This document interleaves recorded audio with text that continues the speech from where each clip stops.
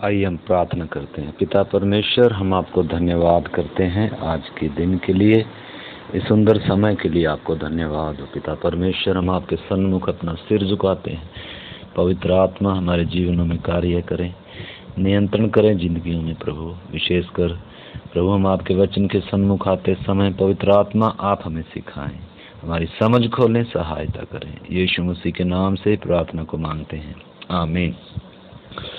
हम पिछली बार सीख रहे थे, कलीसिया के विषय में सीख रहे थे। कलीसिया एक आत्मिक सेना है कर तो उसमें हमने वो सीखा। कलीसिया की लड़ाई क्या है, उसमें हम देख रहे थे कि लड़ना भी है। कलीसिया ने शुरू से ही क्या करती है, जब से कलीसिया स्थापित हुई उस समय से ही कलीसिया क्या कर रही है, लड़ रही है और रखवाली भी कर रही है। किसकी रखवाली? ये व्यक्तिगत रीति से भी एक एक विश्वासी का काम है, और उसके साथ साथ ये पारिवारिक स्तर पर भी है और कलीसियाई स्तर पर भी है। तो एक रखवाली है अपने विश्वास की, उपदेश की, और उसके साथ साथ क्या भी है, एक बड़ी लड़ाई भी है ये, ठीक है ना। तो उसमें हमने पिछले दिनों सीखा है कि प्रभु ने ही हमें क्या सौंपा है। कलीसिया को प्रभु क्या सौंप कर गया? वचन सौंप कर गया, सत्य सौंप कर गया। और उसके बाद प्रेरितों ने भी क्या सौंपा कलीसिया को? उपदेश दिया, शिक्षा दिया, सच्चा वचन दिया। इसीलिए शुरू से ही जब से कलीसिया स्थापित हुई उसके कुछ समय से ही क्या होने लग गया, कलीसिया में क्या होने लग गया, मिलावट आने लगी। कलीसिया को क्या करने लगा, शैतान जो इस संसार का भरमाने वाला है वो क्या करने लगा, जैसे उसने हवा को बड़ी चतुराई से क्या किया। पौलुस कहता है तुम्हारे मन भी कहीं भरमाए ना जाए, क्योंकि बहुतों को क्या कर लिया, संसार को तो भरमाया ही है अलग अलग शिक्षाओं में, परंतु कलीसियाओं को, सेवकों को, पास्टरों को, विश्वासियों को भी शैतान ने क्या किया है, भरमाया है। तो इसलिए हम उस चीज़ को सीख रहे थे कि जो परमेश्वर ने, यीशु मसीह ने, जो प्रेरितों ने कलीसिया को, जो विश्वासियों को जो सौंपा है, जो विश्वास सौंपा है, जो वचन, जो उपदेश सौंपा है, उसकी क्या करनी है, रखवाली करनी है। और हमें उन सच्चाइयों के लिए क्या करना है, लड़ना है। हमें मिलावट होने नहीं देनी, हमें सत्य को लेकर क्या होना है, खड़ा होना है। हमें सत्य में कुछ भी क्या नहीं करने, सत्य को बिगड़ने नहीं देना, सत्य में मिलावट नहीं होने देनी। ये है कलीसिया का काम। तो इसलिए हमने काफ़ी उन बातों को सीखा है पिछली दो बार में हमने, तो आज हम और सीखेंगे। तो इसलिए मैं पिछली बार का दोहरा रहा हूँ थोड़ा सा आपको। कलीसिया वचन के अनुसार चलने वाली है और उसी कसौटी पर क्या करती है, वचन के क्या करती है, सबको परखती है। तो इसलिए हमने समझना है। और शत्रु को क्या करती है कलीसिया, पहचानती है।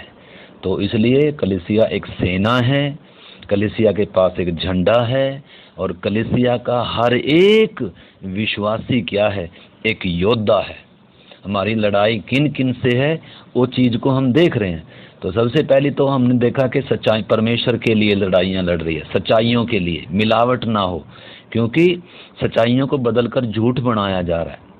और बहुत क्या है, कलीसिया में वचन को क्या कर दिया, टेढ़ा मेढ़ा कर दिया। पौलुस के विषय में हम सीख रहे थे, पौलुस कैसे कलीसिया को, प्रेरित लोग क्या कर रहे हैं, वचन सिखा रहे हैं, और कैसे चेतावनियां दे रहे हैं, अंतिम समय में कैसा बुरा समय आएगा, कैसे शैतान क्या कर रहा है, भरमा रहा है। तो उन सब बातों को हम देखते आ रहे हैं। तो इसलिए हर एक विश्वासी ने और कलीसिया ने क्या रहना है, जागृत रहना है, विश्वास की, उपदेश की, वचन की रखवाली करना, मिलावट होने नहीं देनी, टेढ़ा मेढ़ा होने नहीं देना, और उसको दबने नहीं देना, ठीक है ना। और उसके साथ साथ हमें क्या भी करना है, एक लड़ाई को लड़ते रहना है, ठीक है ना। तो इसलिए हमारे कंधों पर हर एक विश्वासी के और हर एक हमारे कलीसिया में हमने समझना है, हमारे जो सौंपा गया है उसकी हमने रखवाली करनी है। हमें जो परमेश्वर ने सौंपा है उसके लिए हमने क्या करना है, लड़ना है, उसकी रक्षा करनी है, उसमें मिलावट होने नहीं देनी है। जान चली जाए चाहे, परंतु उसको क्या करना है, उसको उसकी रक्षा करनी है। तो इसलिए हमारा क्या है, बहुत बड़ा एक उत्तरदायित्व है, हमारी एक जिम्मेदारी है। एक ही नींव है, हम देख रहे थे जो पड़ी है वो यीशु मसीह है, कोई दूसरी नींव डाल नहीं सकता है। वो सारी चीज़ों को हमने देखा था। और उसके साथ साथ हमने फिर बाद में ये देखा है कि हमारी लड़ाई किससे है, हमने उसमें थोड़ा सा देखा कि हमारी लड़ाई किससे भी है, पाप से भी है। पाप से भी मुठभेड़ होती है, ठीक है ना। पाप भी क्या करता है, छलता है, लिखा है पाप के छलावे में आकर कहीं कोई कठोर ना हो जाए। और पाप क्या करता है, राज्य करता है। पाप क्या करता है, द्वार पर छिपा, वो हम देख रहे थे, वो सारा विषय हमने पिछली बार देखा है, ठीक है ना। और उसके साथ साथ हमने समझना है कि हर एक विश्वासी ने क्या करना है, पाप के ऊपर भी क्या पानी है, जय पानी है। तो आत्मिक सेना के रूप में हमारी जो लड़ाइयाँ हैं उसमें हमने थोड़ी सी देखी है कि पाप के विषय में देखा है, पाप का धोखा है, पाप का छलावा है, पाप प्रभुता करता है। इसलिए रोमी 6:11 में हम अगर हम पढ़ते हैं, 6 अध्याय पूरा पाप के विषय में है, ठीक है ना। लिखा है तुम अपने आप को पाप के लिए तो मरा हुआ, परंतु परमेश्वर के लिए मसीह यीशु में क्या समझो, जीवित समझो। तो लड़ाई का मतलब है इन सब चीज़ों पर हमने क्या पानी है, जय पानी है। तो वो चीज़ हम देख रहे थे। और आज इसके साथ साथ हम क्या देखेंगे, दूसरी लड़ाई जो हमारी है वो किससे है। दूसरी लड़ाई हमारी है संसार से। लड़ाई का मतलब लहू और मांस की लड़ाई नहीं है, परंतु लड़ाई का मतलब है उस पर हमने क्या पाना है, जय पाना है, ठीक है ना, उसके आकर्षण पर। तो संसार से हमारी क्या है लड़ाई। सबसे पहले तो हम देख सकते हैं, आइए पहले शुरू करने से पहले आइए हम एक वचन पढ़ते हैं। पहला यूहन्ना और 5 अध्याय का हम 4 और 5 वचन पढ़ते हैं। इसमें लिखा है, पहला यूहन्ना 5 अध्याय 4 और 5 वचन, क्योंकि जो कुछ परमेश्वर से उत्पन्न हुआ है वह संसार पर जय प्राप्त करता है, और वह जय जिससे संसार पर जय प्राप्त होती है हमारा विश्वास है। संसार पर जय पाने वाला कौन है, केवल वह जिसका यह विश्वास है कि यीशु मसीह परमेश्वर का पुत्र है। तो उस चीज को हमने समझना है, जिसका यीशु मसीह पर सही विश्वास है वह निश्चय ही क्या पाएगा, जय पाएगा। पाप के ऊपर भी जय पाएगा और संसार के ऊपर भी क्या पाएगा, जय पाएगा। संसार की कोई भी ताकत उसे यीशु के मार्ग से कभी भी क्या नहीं कर सकती है, हटा नहीं सकती है। पौलुस तो चैलेंज करता है रोमी 8 अध्याय में 35 से लेकर 39 तक, कह रहा है कौन हमें मसीह के प्रेम से अलग करे। कोई ताकत नहीं है, कुछ भी ऐसी चीज नहीं जो परमेश्वर के। तो जो परमेश्वर से जन्मे हैं वो क्या पाएंगे, वो जय पाएंगे, वो जय पाएंगे। कोई भी चीज उनको प्रभु से क्या नहीं कर सकती है, हटा नहीं सकती है, ठीक है। लड़ाई लड़ रही है, बहुत सारे हो भी सकता है भरमा, उधर पौलुस कह रहा है बहुत सारे क्या हो गए, हम देखेंगे आज उन चीजों को थोड़ा सा। तो इसलिए हमने समझना है पौलुस क्या कहता है, पौलुस कहता है मैं मर गया हूं। हमें भी क्या होना पड़ेगा, याद रखना पड़ेगा हर समय कि मैं पाप के लिए, रोमियो 6:11 में जब हम पढ़ते हैं पाप के लिए तो अपने आप को मरा हुआ, परंतु परमेश्वर के लिए मसीह यीशु में जीवित समझो। और संसार के लिए भी क्या है, हम मर गए। हर समय क्या रहना, बपतिस्मा में हम क्या हो गए, पाप के लिए और संसार के लिए। क्या तो एक बार हुआ काम नहीं है, बल्कि हर दिन हमने क्या रहना, इस बात को याद रखना है कि मैं पाप के लिए मर चुका हूँ, मैं परमेश्वर के लिए मसीह में जीवित हूँ, मैं संसार के लिए क्या हो चुका हूँ, मर चुका हूँ। तो जब इस नींव पर हम बने रहेंगे, हमारे मन में जब ये बातें रहेंगी, तो निश्चय क्या कर सकते हैं, हम पाप के ऊपर और संसार के ऊपर क्या कर सकते हैं, जय पा सकते हैं, ठीक है ना। तो इसका 5 का 1 से भी हम पढ़ सकते हैं। तो मुख्य बात जो अभी है उसको हमने क्या करना है, जब से कलीसिया स्थापित हुई तब से कलीसिया क्या कर रही है, लड़ रही है। तो इसलिए आइए हम परमेश्वर के वचन से देखते हैं। प्रकाशित वाक्य 12 अध्याय में से हम एक वचन पढ़ेंगे, 9 अध्याय, प्रकाशित वाक्य 12 अध्याय का और 9 वचन हम पढ़कर आगे चलेंगे।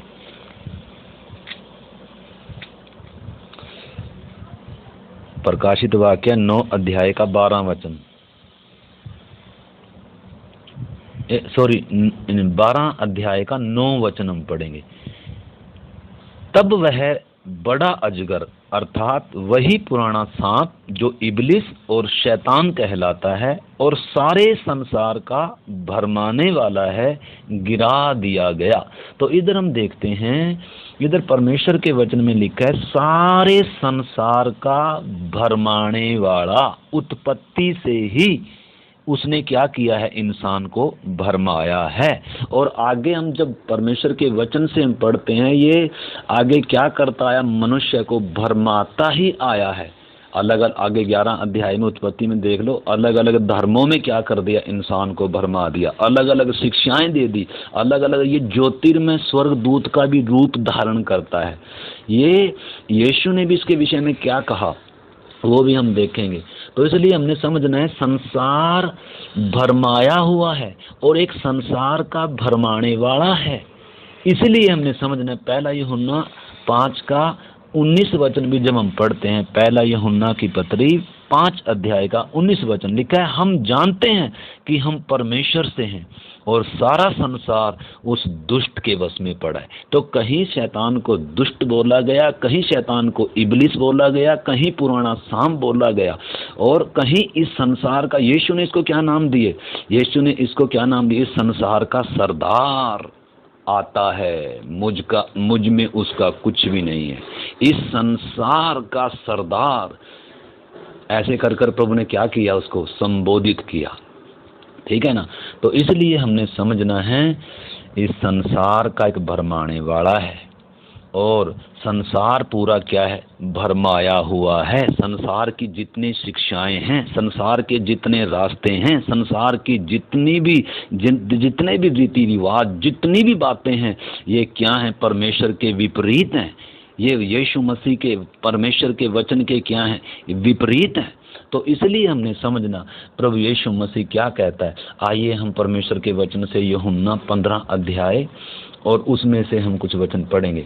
यूहन्ना 15 अध्याय का 15 का जब हम 16 पढ़ते हैं, उसमें लिखा है, प्रभु कह रहा है मैंने तुम्हें क्या कर लिया, चुन लिया। और आगे हम 18 से पढ़ते हैं, लिखा है संसार का बैर, इधर हम देखते हैं, लिखा है यदि संसार तुमसे बैर रखता है तो तुम जानते हो कि उसने तुमसे पहले मुझसे बैर रखा।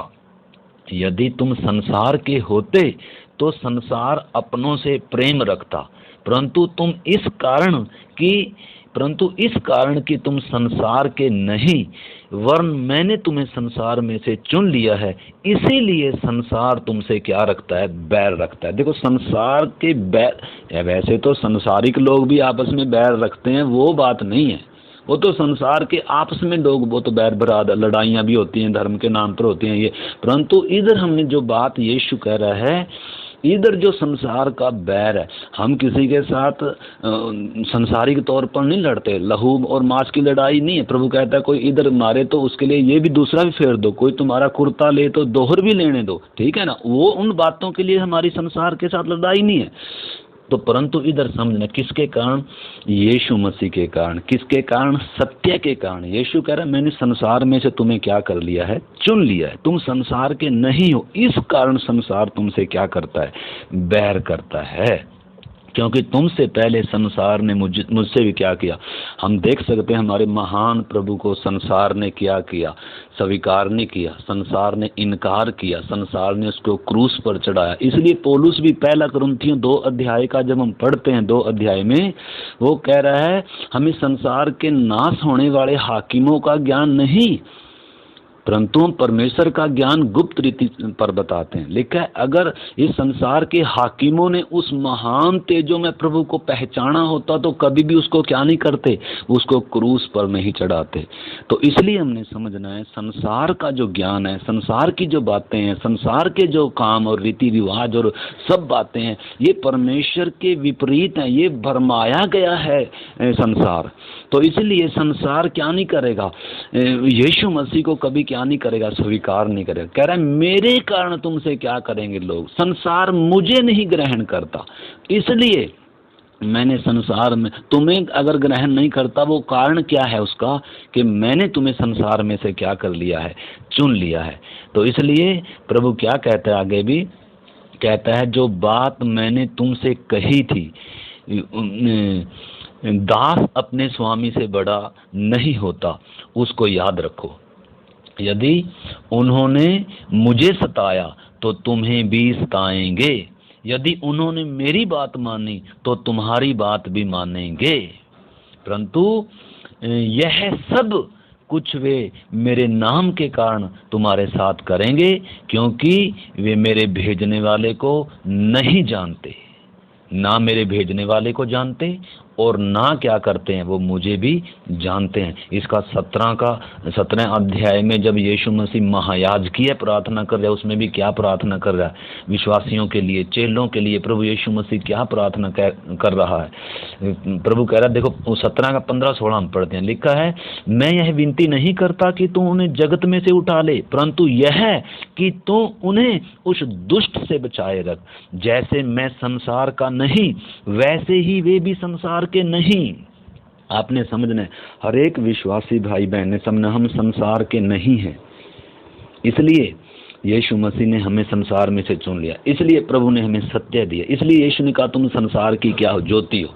इसलिए हमने समझना है, संसार का रास्ता बिल्कुल अलग है, संसार पर दंड की आज्ञा हो चुकी है। संसार कभी भी प्रभु को कभी भी क्या नहीं करेगा, सच्चाई को क्या नहीं करेगा, ग्रहण नहीं करेगा। जब तक उसकी बुद्धि नहीं खुलेगी, जब तक उसकी समझ नहीं खुलेगी, कोई भी यीशु को स्वीकार कर नहीं सकता है।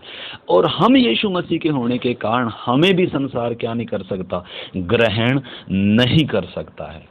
इसलिए प्रभु यीशु मसीह कहता है कि लिखा है इसमें जो हमने वचन पढ़ा 17 का 16, जैसे मैं संसार का नहीं, वैसे ही तुम भी संसार के नहीं हो। इसीलिए संसार क्या नहीं करेगा, स्वीकार नहीं करेगा, क्योंकि संसार अपनों से प्रीति रखता है। अपनों के साथ क्या करता है संसार। परंतु इधर हमने समझना है प्रभु यीशु मसीह का जो कथन है, इधर हम देखते हैं इसका 16 अध्याय में कुछ वचन पढ़ रहा हूँ जो यीशु मसीह ने संसार के विषय में और इस संसार के ईश्वर के विषय में कहे हैं। इसलिए इधर हम देखते हैं 16 अध्याय का, उसमें एक बात लिखी है, प्रभु यीशु क्या कहता है, मैंने ये बातें तुमसे इसलिए कही हैं कि तुम्हें मुझ में शांति मिले। संसार में तुम्हें क्लेश होता है, क्लेश होगा संसार में। और ये बातें प्रभु ने कह रहा है मैं तुम्हें इसलिए कही ताकि तुम्हें मुझ में क्या मिले, शांति मिले। संसार में शांति नहीं मिल सकती, संसार में आपको क्या नहीं मिलेगा, आदर इज्जत नहीं। तो आदर इज्जत तभी मिलेगा, संसार आदर लेकर आएगा, परंतु हमने क्या करना है, उसको समझना है। संसार तभी हमारा आदर करेगा जब हम संसार के रास्तों पर चलेंगे, जब हम संसार से समझौता करके चलेंगे। परंतु जब हम संसार के विपरीत यीशु के मार्ग पर चलेंगे, जब हम सत्य पर चलेंगे, जब यीशु मसीह के साथ हम चलेंगे, तो निश्चय है संसार कभी भी स्वीकार नहीं करेगा। आज हमें संसार स्वीकार क्यों कर रहा है, आज हमारी संसार तारीफ क्यों करता है, आज हमें संसार हमारे साथ रिश्तेदारियां क्यों, संबंध क्यों बनाए हुए है, क्योंकि हम आज भी सही रीति से प्रभु यीशु मसीह के पीछे नहीं है, या सही रीति से उस अलगदाई में, उस पवित्रताई में, यीशु के सच्चे मार्ग पर क्या नहीं है, नहीं है। यीशु मसीह को कभी संसार स्वीकार नहीं करेगा। और इसी रीति से यीशु मसीह के एक सच्चे चेले को, यीशु मसीह के सच्चे विश्वासी को संसार कभी क्या नहीं करेगा, स्वीकार नहीं करेगा, क्योंकि संसार के विपरीत है इसके काम, संसार के विपरीत हैं इसकी बातें, संसार के विपरीत हैं इसका चाल चलन, इसका पहरावा, इसकी सब बातें। तो इसलिए संसार कभी भी स्वीकार नहीं करेगा। और दूसरा हम देख रहे हैं संसार किसके वश में पड़ा हुआ है, इस संसार का एक ईश्वर है, संसार का एक सरदार है। इसलिए 16 अध्याय का 33 वचन में हमने पढ़ा, प्रभु क्या कहता है, संसार में तुम्हें कष्ट होता है, परंतु तुम्हें मुझ में क्या मिले? शांति मिले। आगे कहता है संसार में तुम्हें क्लेश होता है, परंतु डांडस बांधो, मैंने संसार को क्या कर लिया? जीत लिया। भले ही संसार ने यीशु को क्रूस पर चढ़ाया, शैतान ने, संसार के ईश्वर ने, देखने में तो लगता है यीशु मसीह का खुल्लम खुल्ला तमाशा बनाया गया, परंतु वास्तव में यीशु कहता है मैंने संसार को क्या कर लिया? जीत लिया, जीत लिया। तो जय पानी है संसार पर भी, और इस संसार के ईश्वर को भी क्या कर दिया? निकम्मा कर दिया। उसकी प्रभुताओं को भी क्या कर दिया? तोड़ दिया। उसके ऊपर भी क्या पाई? जय पाई। ठीक है ना? तो इसलिए हमने समझना है, इसका 7 अध्याय का 7 वचन भी हम पढ़ते हैं। यूहन्ना 7 का 7, यीशु मसीह ने संसार के बारे में और संसार के ईश्वर के बारे में क्या कहा है। 7 का 7 वचन हम पढ़ते हैं।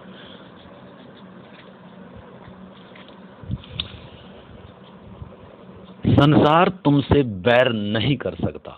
इधर समझना, हमने लिखा है संसार तुमसे बैर नहीं कर सकता, परंतु वह मुझसे बैर करता है, क्योंकि मैं उसके विरोध में यह गवाही देता हूं कि उसके काम बुरे हैं। आपने समझना, एक बार और पढ़ता हूं मैं। इधर क्या लिखा है?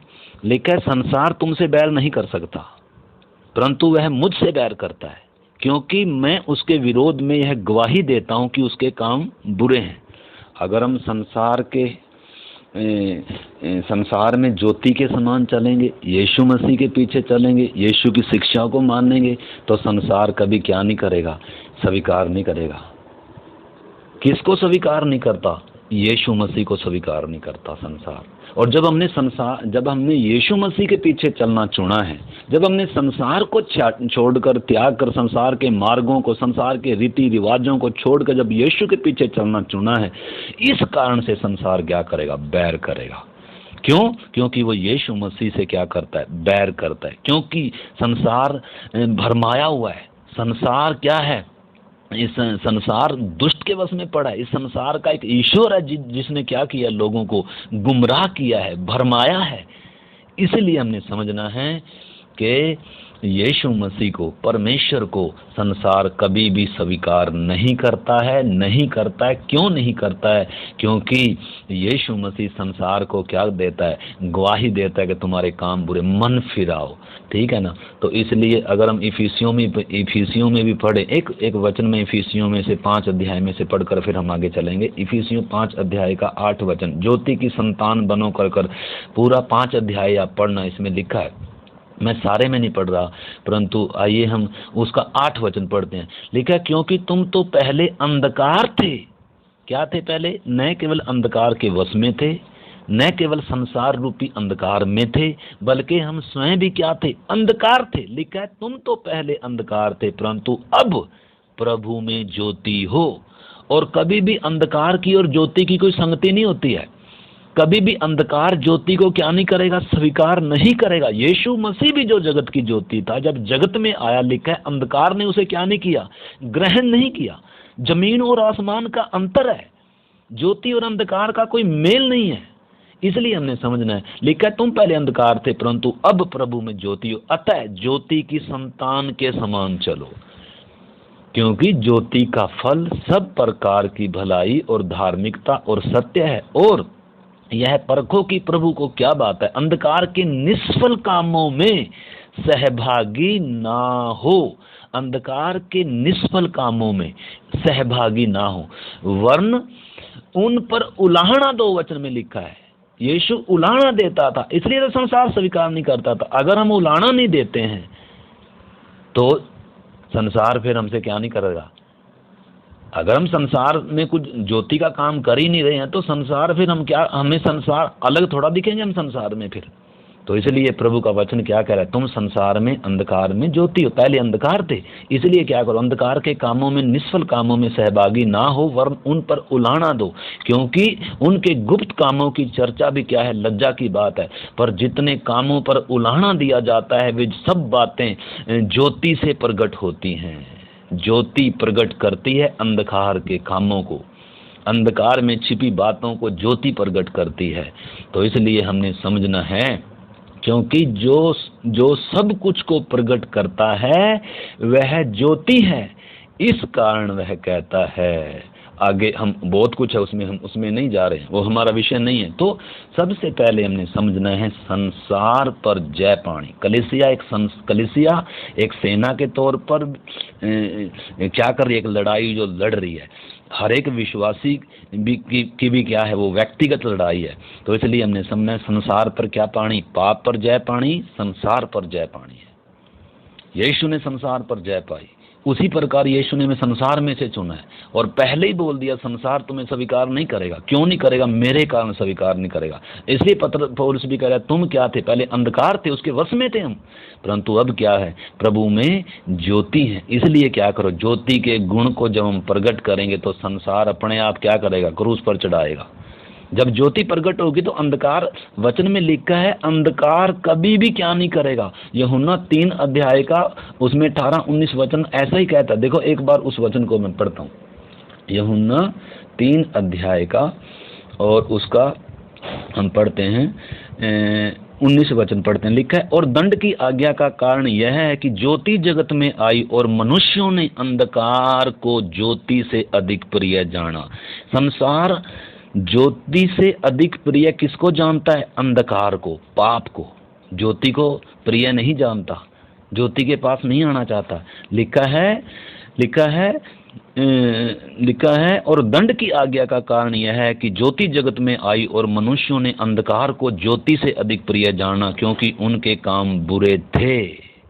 क्योंकि जो कोई बुराई करता है वह ज्योति से बैर रखता है। जो कोई बुराई करता है वह ज्योति से क्या रखता है? बैर रखता है, और ज्योति के निकट नहीं आता, ऐसा न हो कि उसके कामों पर दोष लगाया जाए। परंतु जो सत्य पर चलता है वह ज्योति के निकट आता है, ताकि उसके काम प्रकट हो। तो इसलिए मेरे प्यारे भाई बहनों, आज जो हम सीख रहे हैं, हम एक लड़ाई लड़ रहे हैं। हर एक विश्वासी की व्यक्तिगत लड़ाई है, पारिवारिक स्तर पर लड़ाई है, कलीसियाई स्तर पर हम मिलकर भी क्या करना है, एक लड़ाई। पहली सदी से ही कलीसिया क्या कर रही है, बड़ी लड़ाई को लड़। संसार ने कभी भी कलीसिया को स्वीकार नहीं किया, सताए गए, जेल खानों में डाले गए, मारे गए। तो इसलिए हमने समझना है, कलीसिया जब यीशु मसीह के पीछे चलती है, जब ज्योति के गुणों को प्रकट करती है, तो संसार क्या नहीं करेगा, संसार का ईश्वर कभी क्या नहीं करेगा, स्वीकार नहीं करेगा, सताएगा। इसलिए लिखा, जो भक्ति के साथ जीवन व्यतीत करना चाहते हैं वो सताए जाएंगे। तो इसलिए हमने समझना है। तो आइए हम एक वचन और परमेश्वर के वचन से पढ़ते हैं, पहला यूहन्ना, और उसका हम पढ़ेंगे 4 अध्याय का 4 से लेकर 6 तक। पहला यूहन्ना 5 अध्याय हमने पढ़ा, जो परमेश्वर से उत्पन्न हुए हैं वो जय पाएंगे, ठीक है ना। और जिससे हम जय प्राप्त करते हैं वो हमारा विश्वास है कर, ठीक है ना। तो आइए 4 अध्याय का हम 4 वचन से 4 और 6 वचन पढ़ें। हे बालको, तुम परमेश्वर के हो और तुमने उस पर जय पाई है, क्योंकि जो तुम में है वह उससे जो संसार में है बड़ा है। वे संसार के हैं, इस कारण वे संसार की बातें बोलते हैं और संसार उनकी सुनता है। हम परमेश्वर के हैं, और जो परमेश्वर को जानता है वह हमारी सुनता है, और जो परमेश्वर को नहीं जानता वह हमारी नहीं सुनता। इस प्रकार हम सत्य की आत्मा और भ्रम की आत्मा को पहचान लेते हैं। भ्रम की आत्मा, या जो भरमाई गई आत्मा है। तो इधर परमेश्वर का दास भी क्या कह रहा है, आत्माओं को परखो कर जब बता रहा है, ठीक है ना। तो इसलिए हमने समझना है क्या कह रहा है परमेश्वर का जन। यूहन्ना क्या कह रहा है, एक बार और पढ़ता हूँ। हे बालको, तुम परमेश्वर के हो और तुमने उस पर जय पाई है, क्योंकि जो तुम में है वह उससे जो संसार में है बड़ा है। वे संसार के हैं, इस कारण वे संसार की बातें बोलते हैं और संसार उनकी सुनता है। पर हम परमेश्वर के हैं, ठीक है ना। और जो परमेश्वर का है वो हमारी सुनता है, ठीक है ना। तो इसलिए हमने समझना है।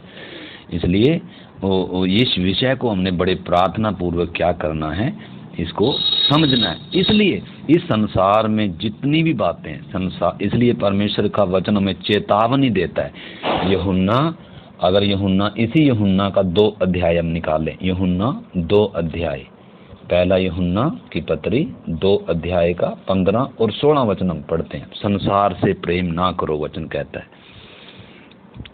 लिखा है, तुम न तो संसार से और न संसार में की वस्तुओं से प्रेम रखो।